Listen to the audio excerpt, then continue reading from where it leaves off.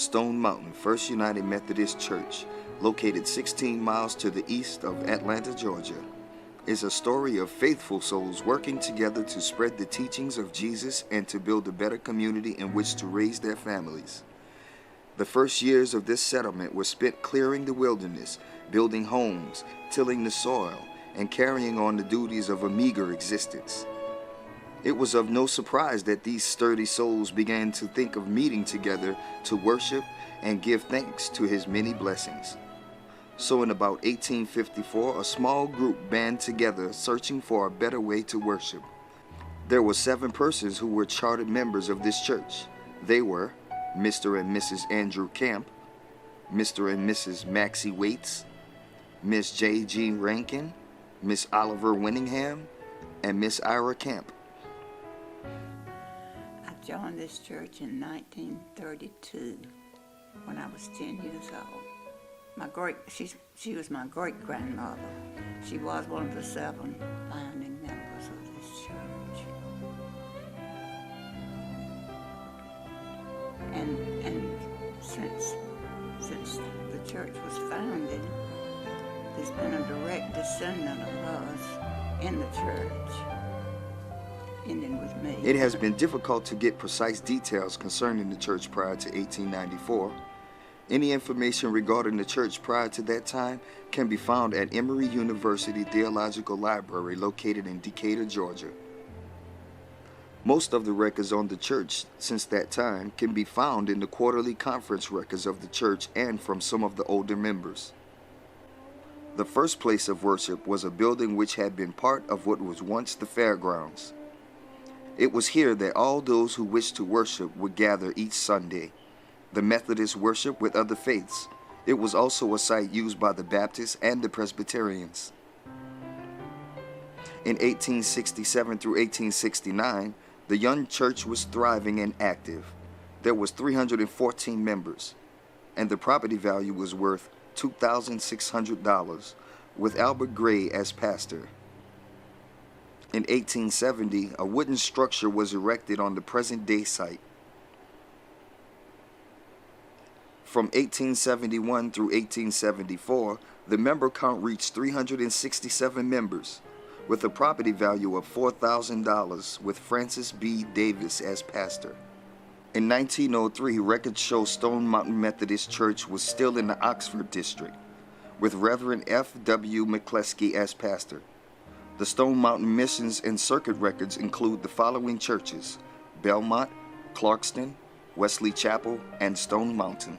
In 1904, Reverend W. H. Spear served as pastor.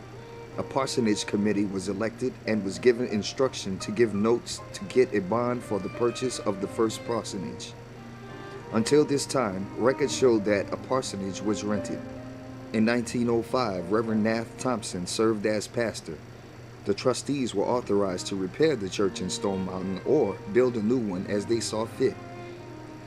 In this record, we find 55 people who came into the church during a meeting held in a tent pitched at the corner of Mountain Street and First Main, with Reverend Charles J. Jarrell doing the preaching. In 1906, the Women's Missionary Society of Stone Mountain was organized. Records show that money was being raised for a new church. My father always loved that church, helped build it. In 1909, the charge was changed to Stone Mountain Clarkston.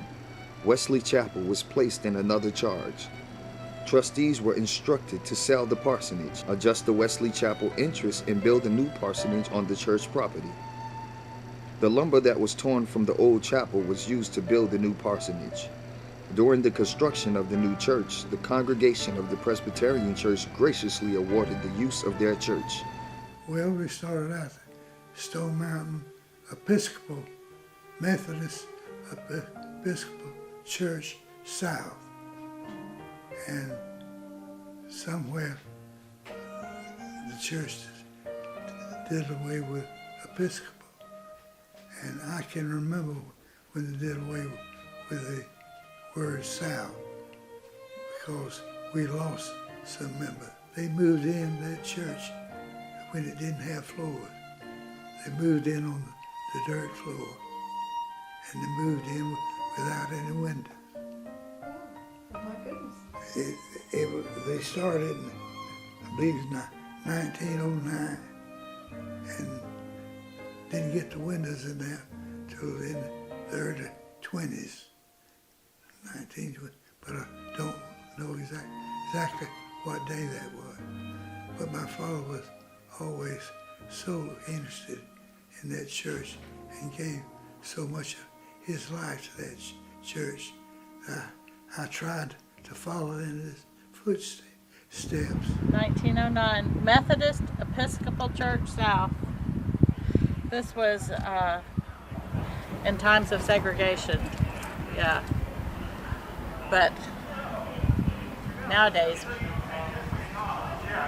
we're not segregated.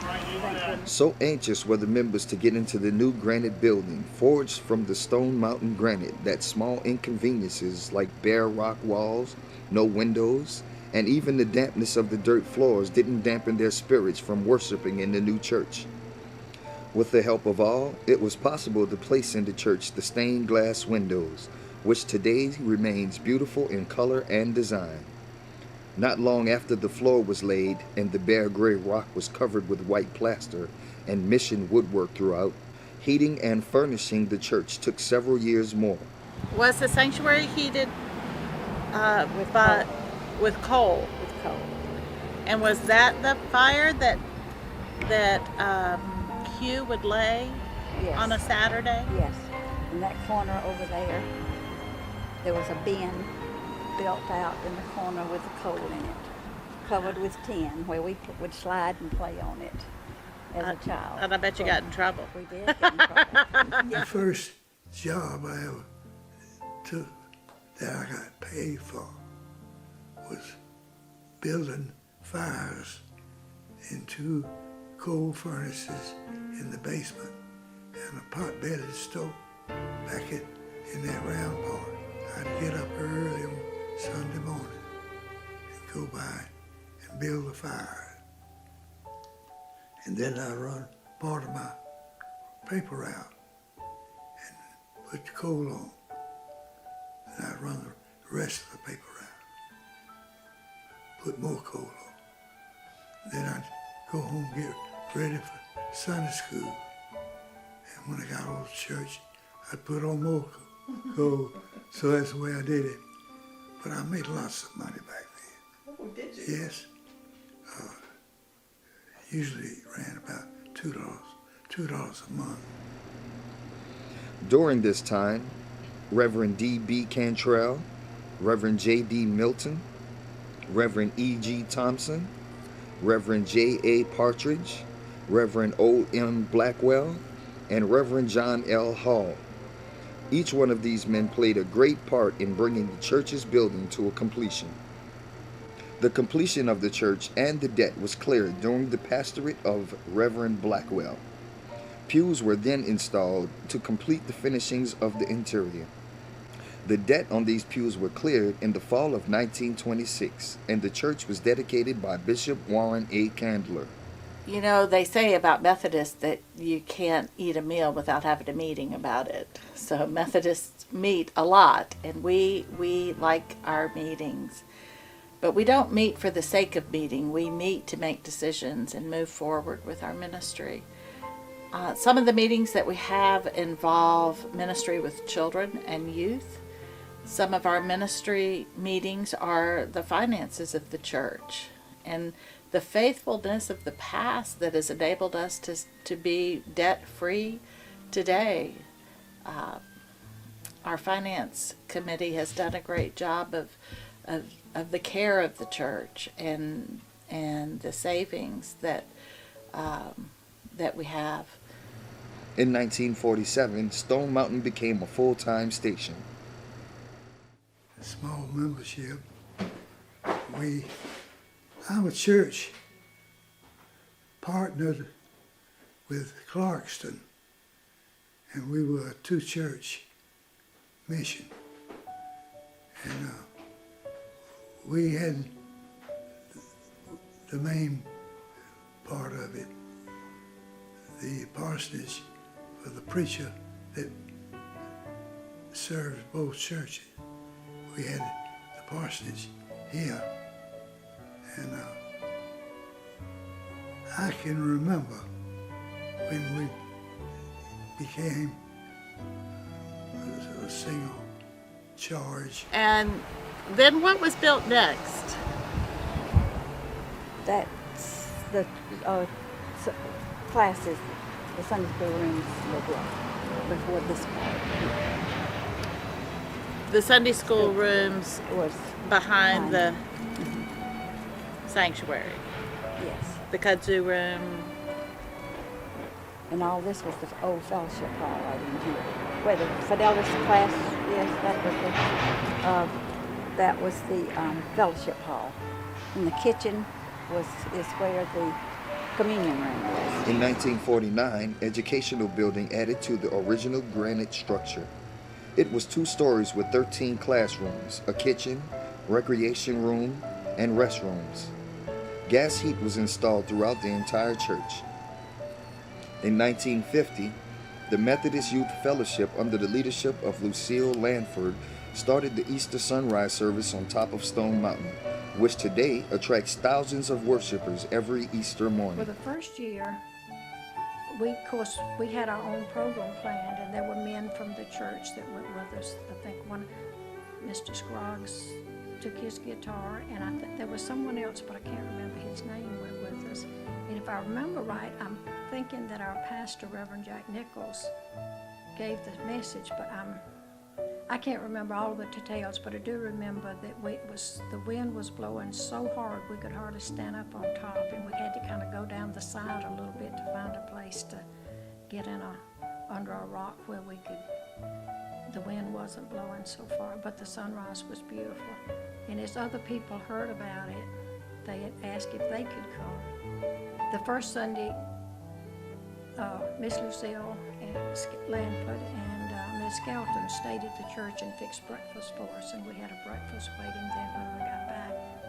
But it grew so fast that we soon had to stop there. Climbing the mountain, yes. That was.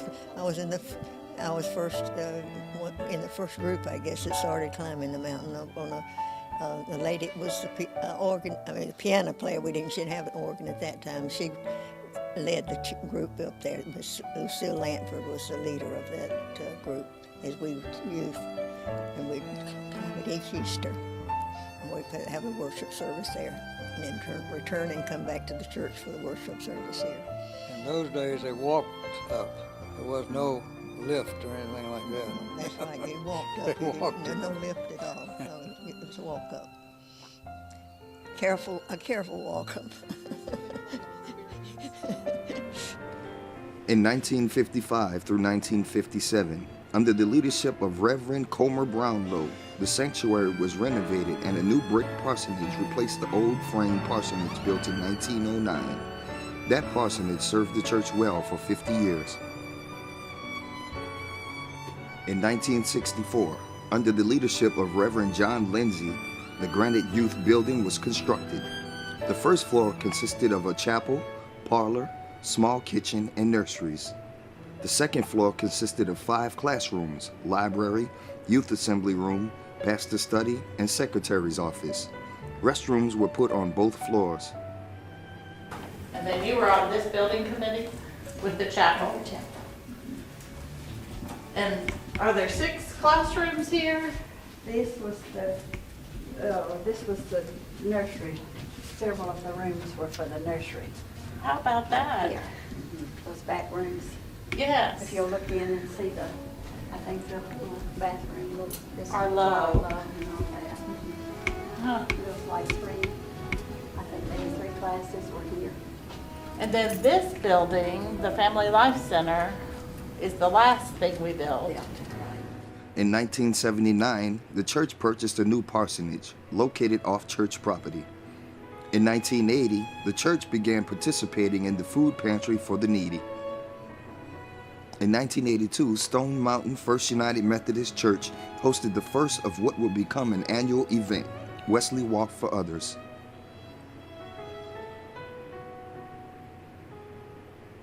Well, I think it was an experience because you worked with the other churches that brought youth in here and would go and go to the mountain for the service there, for the Wesley Walk. And I think it was a inspiration to me for us to gather from other churches and go to work for that person. It was first established for the benefit of the Wesley homes, and unfortunately that complex went by the wayside. But it's been going on now for almost, 20 years, I guess. It's for the youth, young children now. Yeah. Something for the church, yeah. I was a building chairman for the Family Life Center building, so I know about that. That would happen in the 80s, the first part of 80. And, but it has had a lot of additional things to it. Matter of fact, 3 that I know of. Mm-hmm. The back area like there, where the choir is now, there used to be a cafeteria. And the activity that took Sunday schools and things like that took place within the church itself. Charlotte Pittard, who just left here, was talking about being in the kindergarten up there where the choir room is now. So yes, there has been a lot of changes, and for the good, really. Expansion, shall we say. In 1987, the Family Life Center, consisting of a gymnasium, Sunday school rooms, nurseries, restrooms, and a banquet-style kitchen, was constructed. You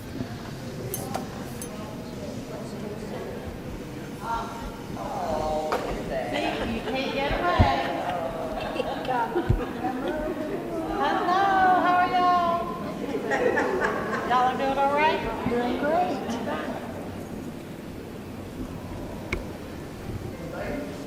So, Charlotte, tell us about this room.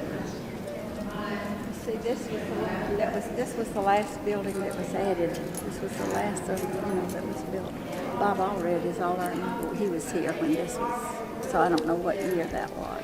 And I think Marvin might have been head of the Right, building he committee was. when this Yes, was he built. was.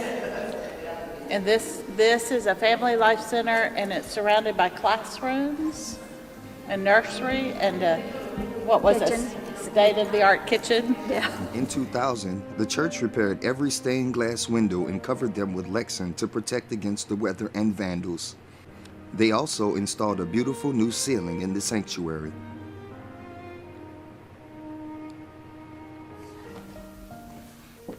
Where the wood is? Mm-hmm. I bet that let a lot of light in. It did. It was different. Huh. But now this wood is so much prettier, Then it was so dark, all the wood. All the it was finishing? dark. Mhm. And had the big arch with the big round windows. Yes. Lights, I know you've seen Yes. those probably. In Barbara's wedding pictures, yeah. But they were in mine also. Huh. When I first came here, Bob Maxfield told me a story about the ceiling of the sanctuary. That they found out they needed to replace it, and we didn't have the money. But there was a gentleman who lived on Ridge Avenue who was sick, not a member of the church, but the pastor just visited. Charlie B. Pritchett. Is that who that was? Charlie B. Pritchett? He left about 65,000 maybe or something was up. That he left in Enough his to will. do the ceiling. And I'm not sure if that was what the one that did it, but I think probably so. They lived right across in the White House. Stone Mountain First United Methodist Church continued with Sunday school, 2 worship services, covered dish suppers, weekly Bible studies, and monthly communion. The church provides food and money for the Stone Mountain Cooperative. Well, as we lean into the future and we look, the goal of the church is to make disciples of Jesus Christ for the transformation of the world, which is a big goal for a little church like ours. But we are busy making disciples, not only here at our church, but outside the doors of our church, in the children's camp program, in the feeding of the homeless, in gathering food for the co-op. in the way that we live our lives, in the way that we love each other, we are busy making disciples. My prayer for the church is that we would be the place in the community where everybody wants to be.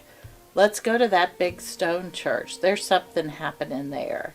Let's go to that big stone church. They welcome people who are new to town. Let's go to that big stone church. If anybody's going to help us, that big stone church will help us. We have that kind of presence in the community with the building itself is such a impressive structure, and my prayer is that we would be the presence of Christ in this community. I think the church has always been a part of my life here, and my family is the big thing in my life, the main thing in my life, and probably the church might come next. It is important to me, and I'm glad that we have the people that we have, the younger people we have that are in there working now in the church. Because the older ones, of whom I could name a dozen or so, my age, that worked very, very hard in the church, and they're either no longer here or they're no longer able to accomplish very much. But they weren't somebody that dreamed about the future and worked for the coming kingdom. They were people that worked in the here and now and loved the church and loved the people and wanted the church to be the best that they could. They wanted to be attractive to everybody and be a place that was suitable for worship of God.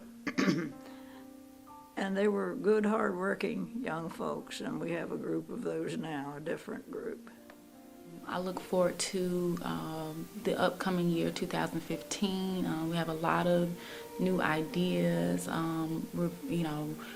involving music, a new young adult ministry group. I kind of want to get out there more in the community where we can, evangelize. Just really get out there and talk to people and invite them in and see what we have to offer here. And hopefully they'll feel like, this can be home as well, just like I did. The church has meaningful services for Easter and Christmas, as well as memorial services for the deceased members each year. They host annual talent shows to help raise money for our youth to make meaningful summer mission trips to assist others. And our annual Vacation Bible School offers a time of fun and worship. Well, one of the most remarkable things about Stone Mountain First is who attends the church and the way they love and care for each other. The church was primarily a white church until about 15 years ago. And as the church became integrated, they truly began to care for each other in deep ways. And then folks started coming from different African nations and from Haiti and far-flung pieces of the earth. I mean, they came from everywhere. And when you look out into the congregation on Sunday morning, you don't see a typical church. You see a black, brown, white church. Anne Lamott calls it a kitchen church. It's people who don't mind pushing up their sleeves and working together in the kitchen or working together in the yard, taking care of each other, going to lunch together, having a covered dish dinner together. It's a picture of what the church should be like everywhere. And yet it's a rare thing. And Stone Mountain First has it in spades. Well, I joined because after visiting, before I became a member, after visiting for so long, my dad is the youth pastor here, my grandmother, they, been members here for over 10 years. I started coming And people just welcomed me with open arms, made me feel like I was family. I felt like even though my family was here, I still felt like I had an identity here, and they loved me for who I was and just welcomed me and loved me and just made me feel special. I tell them that everybody is welcome and that it is thriving and that it's moving along and that it is not a standstill thing that sits here on the corner. It is something that is growing and moving and wants people to come in and work in it, and is happy to have all cultures and all folks. What do you love about being here at Stone Mountain? This is one of the most dedicated small choirs I have ever worked with. They truly enjoy what they do. Music, church music particularly, has been a passion of mine since I was 9 years old when I took my first organist job. But, you know, church music has been such a major part of my life, all my life, until I can't imagine not doing church music. What's been really fun in the last 6 months? In the last 6 months, a new energy for the choir that I think Marlissa has brought. And it's been fun watching the choir transform into a really cohesive group and interested in learning new stuff and putting time into it and putting work into it. That has been the most fun. The music department is growing with a liturgical dance group, youth, and children's choir. New this year is Nanette Todd Children's Camp. And so we're very committed to helping in Liberia, in Ghana, but also right here in Stone Mountain. The summer camp, Nanette Todd's summer camp program for children, are the children right here. Those 20 children that we had last summer read 379 books. It's a literacy camp because we know for children to have changed lives, education is their key out. And so we did one-on-one reading with every child every day. Volunteers in the community and volunteers from across the city came and sat with these kids and read and talked to them about what they'd helped them draw pictures about what they'd read. In closing, in 160 years, Stone Mountain United Methodist Church has progressed from borrowed space to the beautiful, functional worship buildings we see today. They have been served by 46 pastors from Dr. Davies to Dr. Ellen Shepard, many district superintendents, and numerous dedicated church members.